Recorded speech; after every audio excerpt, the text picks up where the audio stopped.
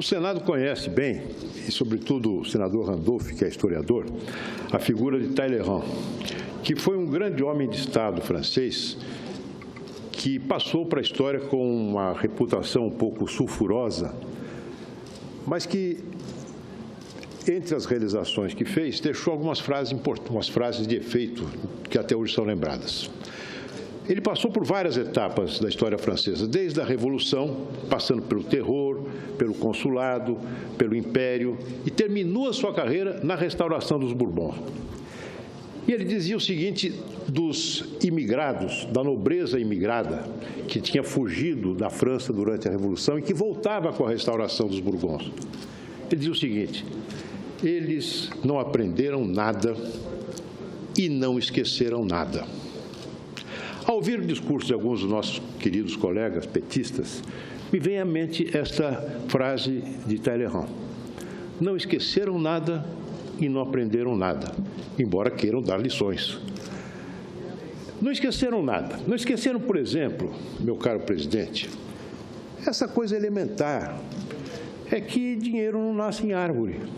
É que existem determinados limites que são físicos à possibilidade de gasto, seja de um indivíduo, de uma família, de uma empresa, de um Estado, limites físicos. É do couro que sai a correia.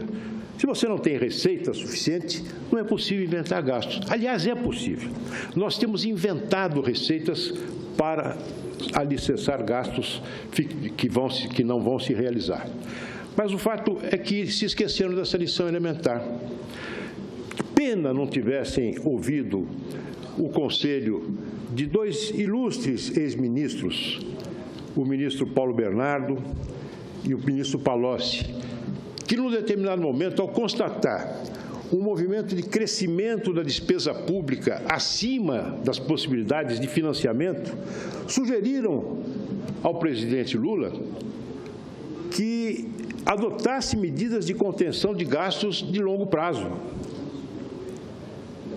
O presidente Lula, não sei como reagiu, mas o fato é que a sua chefe da Casa Civil, a ex-presidente Dilma Rousseff, taxou esse tipo de proposta de política rudimentar. Que pena, perdeu-se uma oportunidade.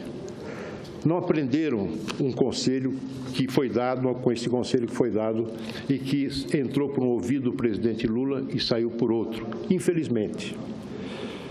Não aprenderam que é impossível se financiar ao longo prazo um déficit recorrente, como aquele que nós assistimos no Brasil. É claro que não foi o último governo, o governo da presidente Dilma. O fato é que entre 97 e 2015, o gasto público tem crescido entre 5% e 6% acima da inflação. É bem verdade também, senhor presidente, que entre 2008 e 2015, a despesa primária total do governo federal cresceu mais de 50% acima da inflação, enquanto a receita cresceu apenas 17%. Não dá para sustentar uma situação dessa. Em algum momento é preciso parar. É preciso parar, sobretudo, quando se reflete como foi possível se manter esta bola rolando. Foi possível se manter aumentando a carga tributária, que hoje atingiu um nível insuportável para os contribuintes brasileiros. Está sufocando a atividade econômica e a receita das famílias. Uma carga tributária que, inclusive, cresceu mediante a centralização de receitas na União, o que levou à asfixia dos estados e dos municípios. Não dá mais para sair por aí. Esse caminho de fuga está fechado. Outra forma de financiar é a inflação.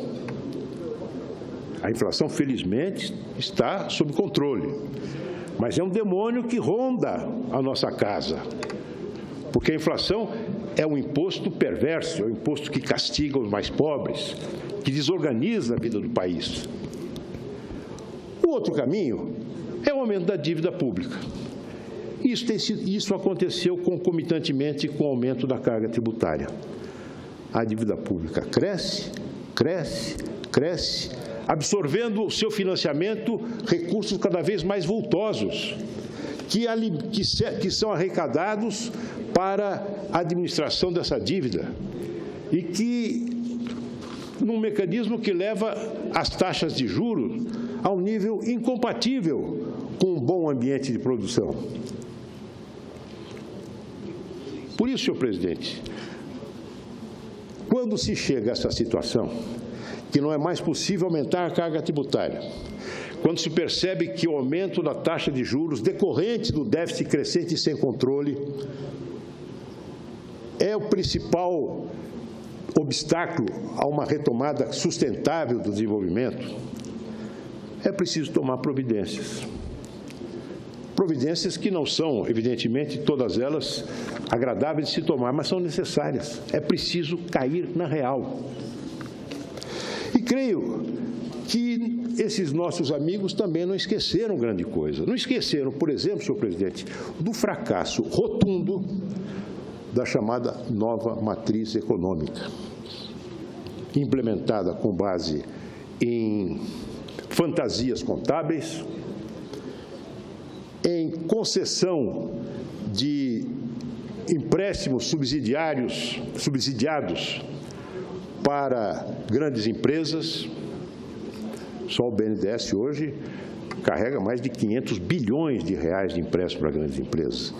Empréstimos que são fornecidos às empresas com recursos que custam mais ao erário do que a taxa de juros que os seus beneficiários pagam. É um fator, sim, esse tipo de financiamento é um fator, sim, de aumento do déficit fiscal. E qual é o resultado disso? Qual é o resultado, por exemplo, do favorecimento de empresas, das grandes empresas, como a automobilística, como o JBS e outros, com deduções de impostos, incentivos fiscais? Qual é a contrapartida que deram em termos de produtividade, modernização da economia, de empregos? É curioso, quando eu ouço colegas meus do PT dizerem, olha, vão tirar benefícios sociais. Ora, qual é a maior tragédia social do que os 12 milhões de desempregados? Ainda hoje, alguém disse, querem reduzir o salário mínimo. Querem nada. Não há ninguém discutindo redução do salário mínimo. Ninguém. O que está diminuindo o salário mínimo, o que pode levar à diminuição do salário mínimo, é a queda do produto interno bruto. Porque a lei que nós aprovamos, de alguma forma, indexa o salário mínimo ao produto interno bruto. E nós estamos vivendo a maior recessão de toda a história republicana. Resultado desta nova matriz econômica, que eles querem agora reeditar. Mas não vão reeditar, presidente. Sabe por quê? Porque esse tipo de pensamento político, de prática política, essa filosofia de gestão, se é que se pode chamar assim, não tem mais cabimento no Brasil de hoje. Acabou. Aqueles que sustentam esta concepção foram derrotados nas urnas nas últimas eleições. Eu vejo pelo meu estado, pelo estado de São Paulo. São Bernardo, um parente do ex-presidente, creio que seu enteado, não conseguiu sequer se eleger vereador na cidade de São Bernardo do Campo. O candidato do prefeito, que era do PT, pegou em terceiro lugar. São Paulo, o prefeito do PT não foi para o segundo turno. Em Curitiba, o candidato do PT teve míseros 4% dos votos na eleição municipal. Isso significa que mudou a maioria política do país. O brasileiro compreendeu, nós brasileiros, o povo brasileiro compreendeu que é preciso governar com responsabilidade, com seriedade, como condição para que nós possamos enfrentar a crise, debelá-la, voltar a crescer e gerar empregos.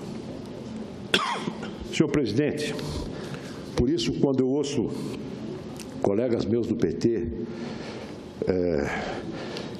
afirmarem que está nas mãos deles a possibilidade de uma grande reforma tributária que possa taxar os mais ricos e, com isso, evitar os cortes necessários do gasto, eu me pergunto, 13 anos no poder, senhor presidente, tiveram a faca e o queijo na mão.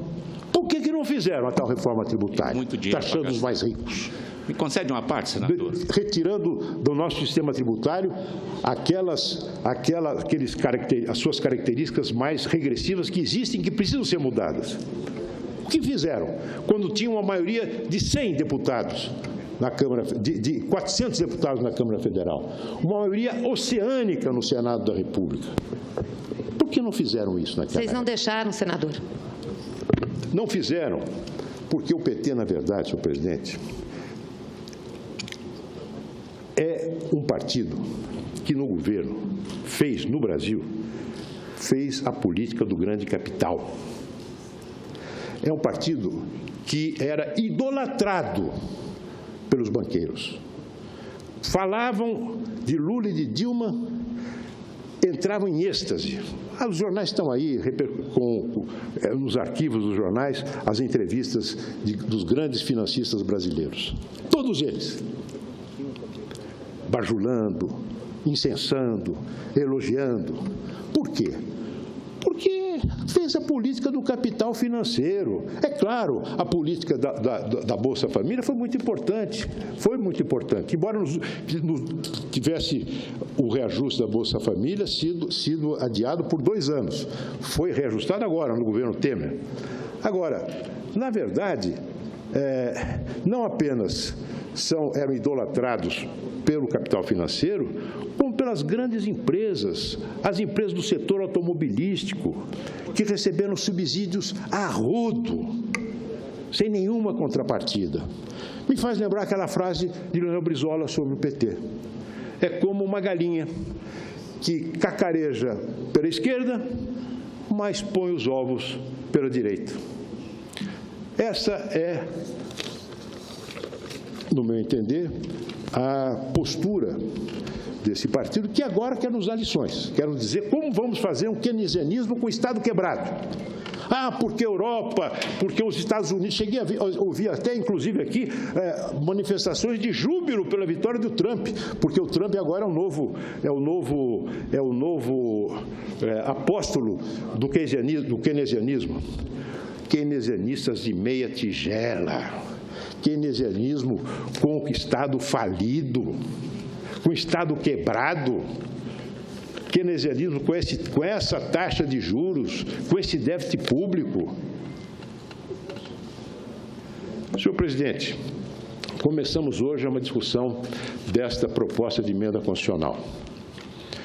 Uma emenda que, espero eu, seja aprovada, que além de ter uma enorme repercussão sobre o enfrentamento da crise e a possibilidade de se abrir um caminho, uma luz, para que nós possamos ter um crescimento sustentável no Brasil, terá também uma enorme repercussão sobre esta Casa, sobre o Congresso, sobre a forma de nós fazermos o orçamento da República. O orçamento passará a ser o local de disputa de prioridades. Não podemos mais fazer como temos feito nas últimas décadas. Inventa-se receitas que não vão se verificar, a partir de cálculos inteiramente fictícios, como este último orçamento, que foi feito a partir de uma projeção de crescimento de 5% da receita real, numa crise dessa profundidade. Esse é o orçamento. Inventa-se receitas para poder abrir janelas para determinadas despesas que vão se frustrar. Veja a quantidade de chamados restos a pagar que se acumulam. Na educação, este ano, 15 bilhões. Na saúde, 25 bilhões. Só para me referir a essas duas áreas. Então, a PEC dos gastos vai nos obrigar a dizer qual é a prioridade. O que nós vamos gastar? Vamos gastar em estrada ou em escola? Vamos gastar em saúde ou em aeroporto? Vamos gastar em publicidade ou assistência social? Quanto é possível gastar em cada um? Sabendo que não é possível, não será mais possível por um bom tempo, ultrapassar aquilo que a sociedade entrega ao governo sob a forma de arrecadação de impostos. Eu ouço a parte do senador Ataíde e do senador Moga. Senadora Luísio, eu percebo que o Brasil, neste ano de 2016, vai ficar marcado na história por dois acontecimentos, com participação do Congresso Nacional: o impeachment da presidente Dilma e a aprovação da PEC do controle de gastos. Vossa Excelência, senador, colocou de forma bastante simples e didática a situação do país e o porquê desta PEC dos controles de gastos. Nós não temos alternativa nenhuma além da aprovação da aludida PEC. Por que nós não temos nenhuma alternativa? Porque o PT não deixou nenhuma alternativa. Quais foram as duas grandes causas que Vossa Excelência colocou aí? Primeiro, a dívida pública geral, bruta geral do governo. Em 2003, eu me lembro, e está aí para todo mundo ver, o Brasil devia 852 bilhões de reais. 500 anos de Brasil, 13 anos de PT, 4 trilhões 270 bilhões em agosto de 2016. Só para se ter uma noção melhor, em 2013, o Brasil devia 51,7% do PIB.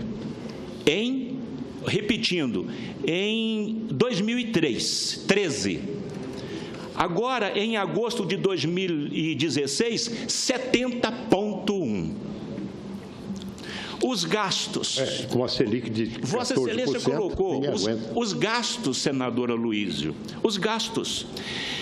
De 2000 para cá, os gastos do governo do PT superou a inflação em 75,4%. Acima da inflação, enquanto as receitas, nesse mesmo período, aumentou tão somente 14,5% acima da inflação. Vossa Excelência colocou uma coisa interessante: além dessa dívida monstruosa que o PT deixou para o povo brasileiro, e esses gastos exorbitantes, ainda deixou os restos a pagar.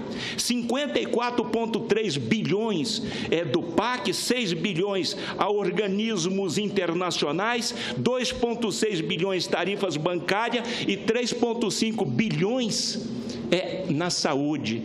Interessante, senador, eu vejo o PT hoje dizendo que o governo Temer quer acabar com o Bolsa Família, com as obrigações sociais. Olha, é uma barbaridade ter que ouvir isto. Olha isto: cortes nos gastos dos programas sociais do PT em 2015. Construção de creche, 88% de corte. Minha Casa Minha Vida, 74%. Brasil Carinhoso, 66%. O Pronatec, 56%. Crack é preciso vencer, 49%. Reforma Agrária, 29%. Rede Cegonha, 23%. Bolsa Família, 6%. O FIES, 5%. O Seguro Defesa foi suspenso no governo da Dilma. Minha Casa Melhor, suspenso também. Unidades Básicas de Saúde, 23,5%. Farmácia Popular teve uma queda de 578 milhões de reais. Água para Todos teve uma queda de 550 milhões de reais. Farmácia, o Programa de Aquisição de Alimento teve uma redução de 450 milhões de reais. E a Ciência Sem Fronteira. Eles fizeram isso tudo desorganizadamente e irresponsavelmente. Esse programa, por exemplo, Ciência Sem Fronteira, espetacular, mas isso aqui servia para muita gente passear lá. Eu encerro, senador. Me permite, presidente. Esse assunto é muito interessante e a gente fica um tanto quanto indignado quando escuta dessa tribuna o PT dizer que o errado somos nós. Ou seja, quebrar o país e ainda não quer deixar consertá-lo. E eu encerro com uma frase aqui do grande empresário Henry Ford, que dizia o seguinte, senadora Luiz: a economia frequentemente não tem relação com o total de dinheiro gasto, mas com a sabedoria empregada ao gastá-lo. Eles tinham que ter lido isso aqui antes. Eles não souberam gastar os trilhões de reais do povo brasileiro. Quebraram o país, ainda vão nessa tribuna e diz que não é para nós consertar o Brasil. Parabéns pelo pronunciamento. Muito obrigado. O seu à parte conclui o meu pronunciamento com muito brilho. Aliás, o à parte do nosso colega Moca concluirá também com grande brilho esse meu pronunciamento. Por favor. Senador Aloysio Nunes, eu vi Vossa Excelência com serenidade, analisando, falando com muita tranquilidade e colocando aquilo que eu realmente acredito que as pessoas entendam, porque há toda uma repetição dizendo, vou só lhe dizer o Brasil está fazendo investimento primário de 17%, aí compara isso com um país da França, da Alemanha, só que aqui o investimento primário é só do país, e nos outros países, eles somam os investimentos nos estados e municípios. Quando você soma no Brasil investimento em estado e município, nós vamos lá próximo desses estados. Então, são coisas que repetidas várias vezes, né, e eu já ouvi aqui pelo menos umas 3 ou 4 vezes o mesmo tipo de argumento, ele não é real. Mas ele acaba se tornando, comparo a gente com Marrocos, com não sei o quê, quando, na verdade, esses países estão lá com os investimentos embutidos o Estado e município, e nós aqui só estamos com o investimento da União. Então, comparam coisas diferentes, e isso nós temos que dizer para a população, é o remédio amargo, mas é o remédio capaz de tirar o país da crise. Lamentavelmente, ninguém vai votar isso aqui com alegria, eu tenho certeza disso, mas nós chegamos num limite tal, o caos econômico deixado foi de tal tamanho que não temos o que fazer a não ser estancar essa hemorragia, entre aspas, né? Porque, senão, nós não vamos conseguir fazer o país voltar a ter credibilidade, novos investimentos, gerando emprego e renda, que é o que faz a economia, né, girar numa espiral. É sempre assim. Eu sei no meu estado, quando a agricultura e a pecuária vão bem, o comércio vai bem, vende bem, contrata mais, e aquilo vai girando e vai, evidentemente, melhorando a economia. Eu quero parabenizar Vossa Excelência pelo raciocínio que traz aqui, de forma serena, tranquila, sem agressões, apenas e tão somente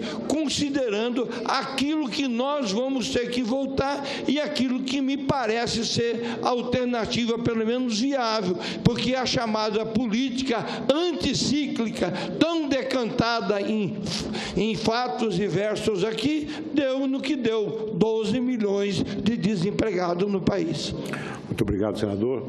Obrigado, senador Renan, pela tolerância no meu tempo. Muito obrigado.